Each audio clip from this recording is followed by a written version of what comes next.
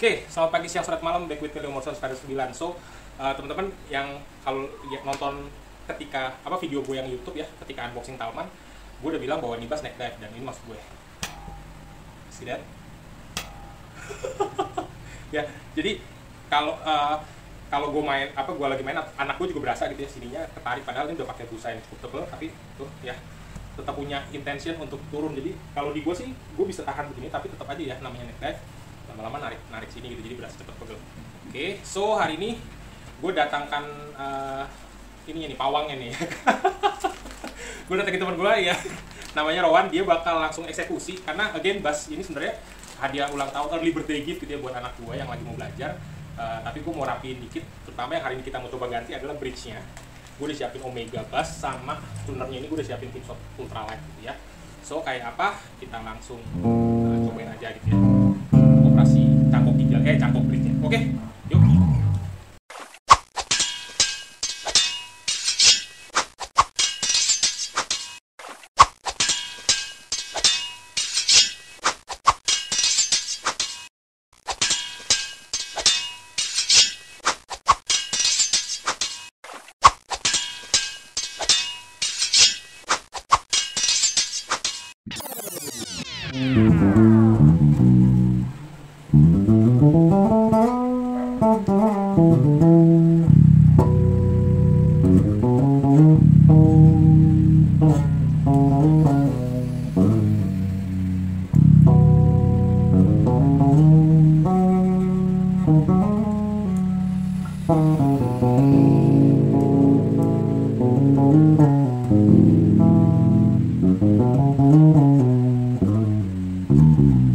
Enak ya, short scale ya.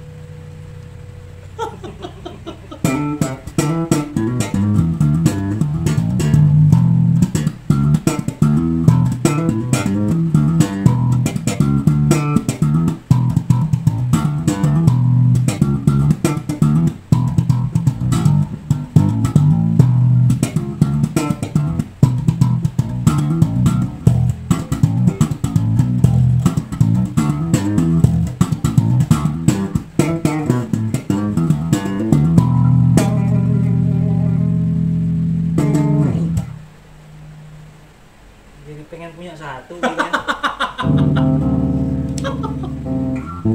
Sekut. Baru sekarang paling murah gua lihat di Tokped gitu ya, 3,9. 3,9. Iya. Nah, ini kan single gini nih, Om. Kalau Si- mau berubah suaranya bisa. Ini tinggal dibalik. Oh iya, jadi di sini di dia. situ ya. Karena ini kan satu lagi dummy coil buat hum cancelling kan Iya. tadi kan.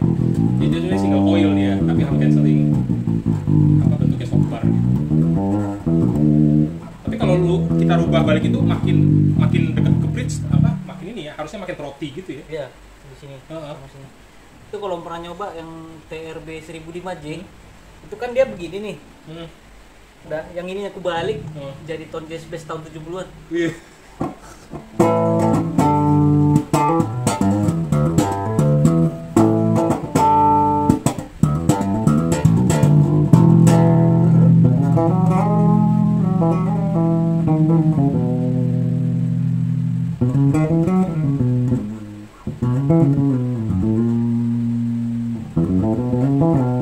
Tetap demen ini sih.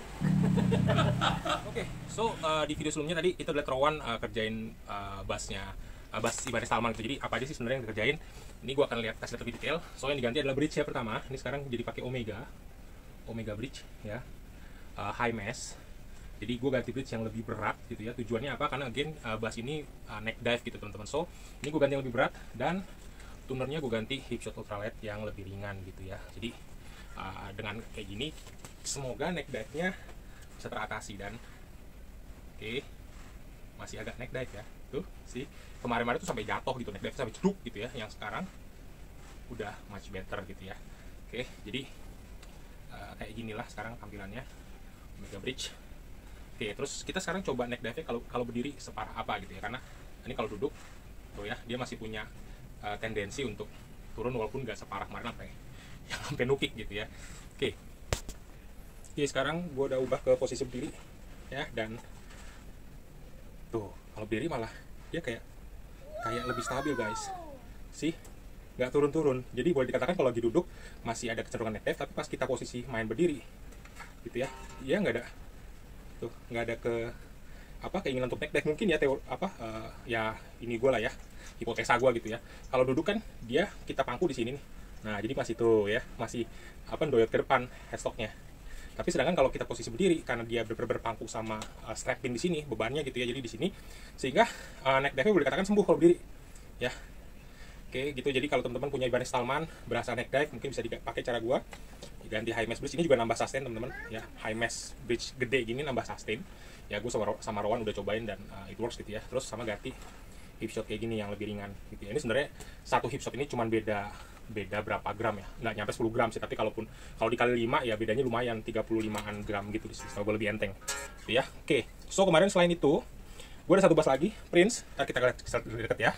Oke, jadi kemarin tuh Ronald mulu. Nah, sorry, kemarin tuh Rowan balikin bass Prince gue ini, dan kemarin dia on the spot gitu. Jadi Rowan sekarang udah terima service on the spot guys. Kontak Rowan Tambun, ntar gue taruh IG-nya. Oke, terus yang ini adalah satu bass lagi mau gue kasih update ke teman-teman.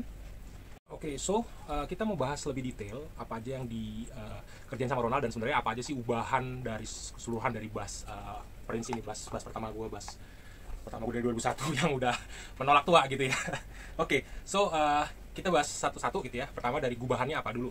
Oke, sebelum kita masuk ke Rowan, kerjaan apa. Oke, pertama adalah pin strapnya teman-teman.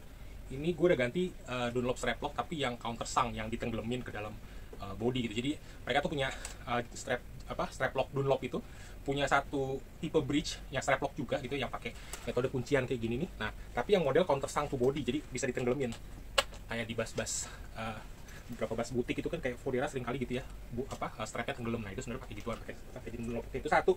Kedua, warna asli bass ini hitam teman-teman. Kalau ada yang tahu Prince SB01F itu dia cuma punya satu single coil di sini gitu ya, terus cuma volume sama tone gitu, dan gak ada apa-apa lagi, that's it gitu ya. So ini gue udah pakai veneer, body sebenarnya tetap hitam tapi di veneer atasnya, terus di burst gitu, gue lupa nama veneernya apa, bukan sunburst juga sih nama catnya ini, kayak memang warna asli kayunya begini, yang veneernya gitu, maksudnya bukan kayu aslinya ya, veneernya tuh kayak gitu corak-coraknya. Oke, itu dari body. And then kalau dari pindah ke neck, ini necknya masih asli, ini neck ininya masih asli ya, cuman dibikin lebih gelap kayak di roasted gitu ya. Terus fingerboard ini udah ganti ebony ya, kayunya udah ebony, dual action truss rod carbon truss rod dual action, nah terbalik-balik, carbon truss rod dual action gitu ya. And then perloid inlay, block inlay gitu ya. Udah gitu nutnya di sini, nutnya ini gue pakai Teflon Graptec Tusky XL ya, Black Tusky XL, karena gue pakai tremolo di sini. Ntar gue jelasin sebentar. Oke, masih di neck ini gue pakai hip shot, and then gue put dead tuner di senar E nya. Oke, ini dead tuner, dan ini gue pakai hip shot. Kalau ini headstock tuner biasa teman-teman. Oke, terus ini gue coba kayak deh.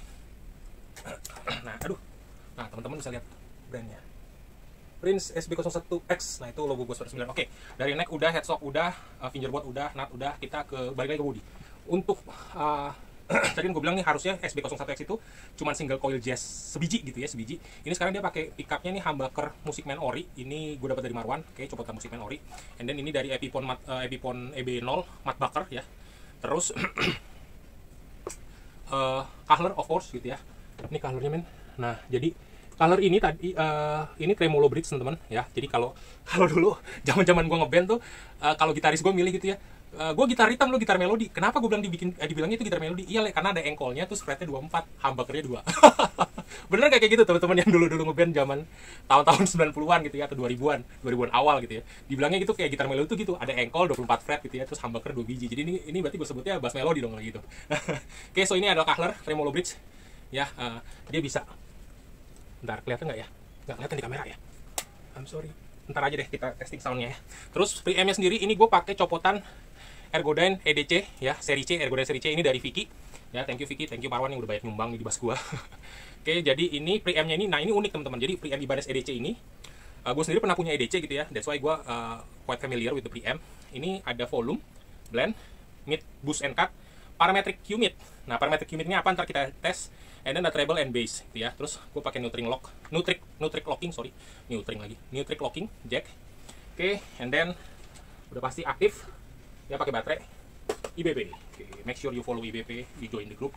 Oke, so kita testing soundnya teman-teman. Ya, jadi sekalian gue mau jelasin dikit. Oh iya, yang tadi Rowan itu counter sang. Jadi bridge-nya ini ditenggelamin karena awalnya tuh bridge-nya itu kayak diletakkan persis di atas body. Jadi kayak cavity-nya tuh nggak nenggelamin seluruh frame. Nah, sama Rowan tuh ditenggelamin seluruh frame dari bridge-nya ini. Kenapa? Supaya bisa CP racing. Jadi kemarin-kemarin tuh ketika gue pasang ini, bass bridge ini nggak bisa CP racing gitu ya, masih agak tinggi.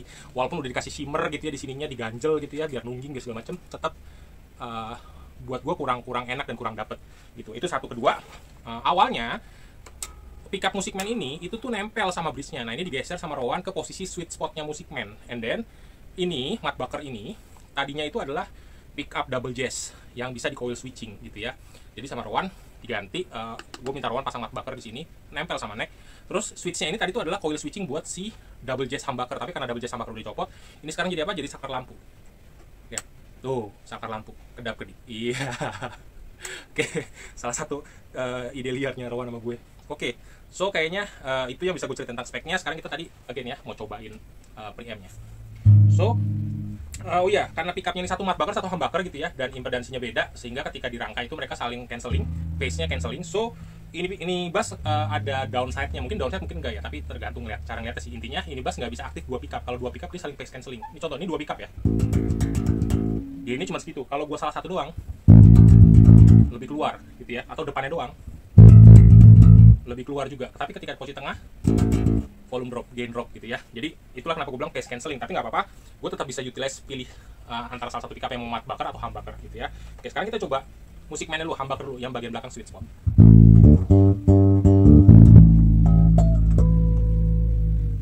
Nah, kalau perlu dengar.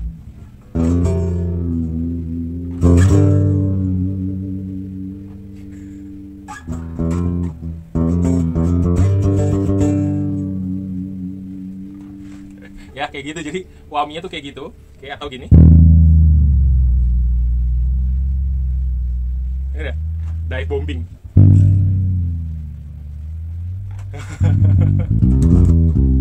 Oke, and then tadi gue mau cerita tentang parametric mid. Oke, parametric mid kayak gitu teman. Jadi ini midnya gue boost full.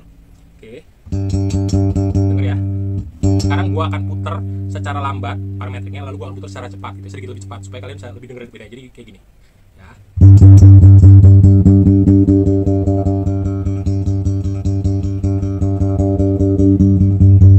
Keren nggak? Mungkin kalau gue cepetin lebih berasa.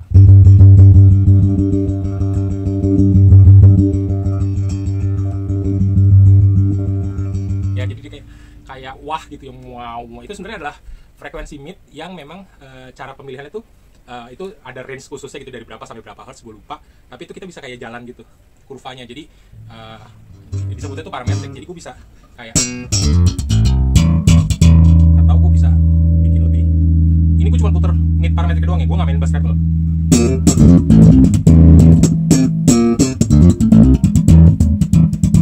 Gitu ya. Jadi ini cuma mainin midnya doang, again gue mainin.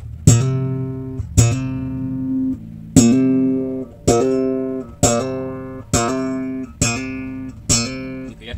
Itu dari mid parametrik. Terus satu lagi detuner. So kayak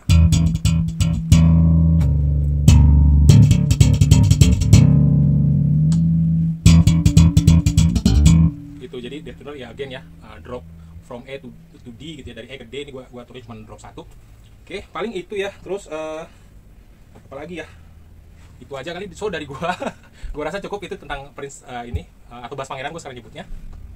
Big thanks buat Rowan yang udah kerjain, hasilnya rapi banget. Thank you juga buat again Ginta Bass and Guitar Care gitu ya, atau Rowan sekarang terima panggilan ke rumah guys gitu ya. Jadi kalau teman-teman punya kebutuhan urgent dan butuh dia datang, kontekan aja sama dia gitu ya. Dan kalau emang waktunya cocok, dia bisa datang benerin on the spot ya. Canggih nggak tuh, udah kayak ya. Oke, gua rasa itu aja. Again thank you for watching. Leo Morrison sign out, bye bye.